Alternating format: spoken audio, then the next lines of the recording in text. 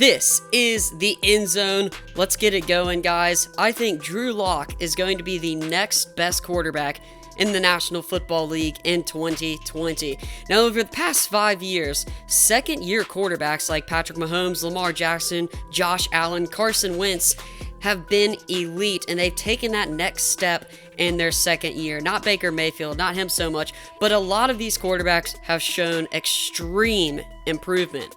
And I think that's what we're going to see with Drew Lock. And also, it's kind of funny that Joe Flacco was the segue quarterback for both Lamar Jackson and for Drew Lock. Before we get into it, I want to hear your opinions on Drew Lock. Also, the game film you are watching is from Week 14 versus the Houston Texans, where he went 22 for 27, 309 yards, and 81.5% completion percentage, 3 touchdowns, and only 1 pick. By far his best game so far of his NFL career.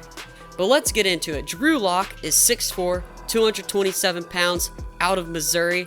1,020 yards, 7 touchdowns, 3 interceptions, 64% completion percentage. And at Missouri, he had a rocket arm and he was very accurate. He struggled a little bit on the intermediate passes, but his deep ball is incredible, and he did show improvement in the NFL, and we know that he's going to get that improvement while on an NFL team. What helps Lock isn't just how good he is, but it's how good the offense is around Drew Lock.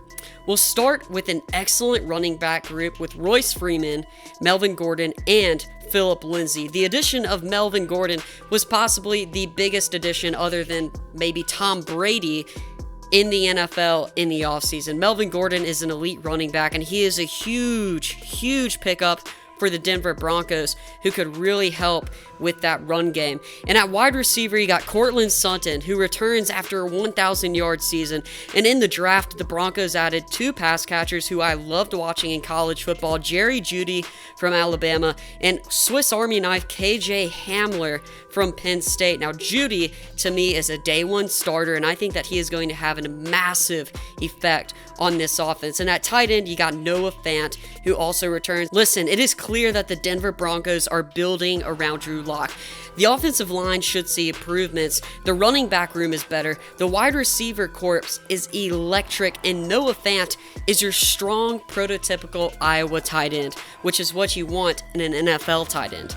Now, Drew Lock played 5 games last season compared to Joe Flacco's 8, and he went 4-1. He almost had as many passing yards, and he actually played better than Joe Flacco did, a seasoned NFL quarterback.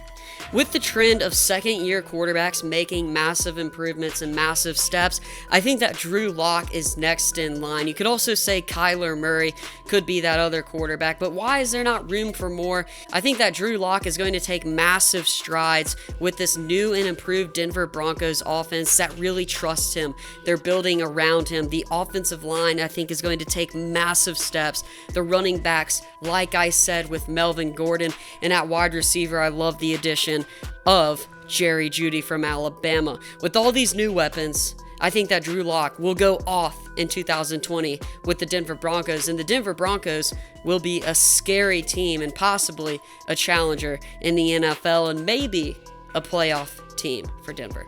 Let me know what you think down below. Thanks for watching the End Zone. Make sure to like, subscribe, and comment as always so we can move the chains.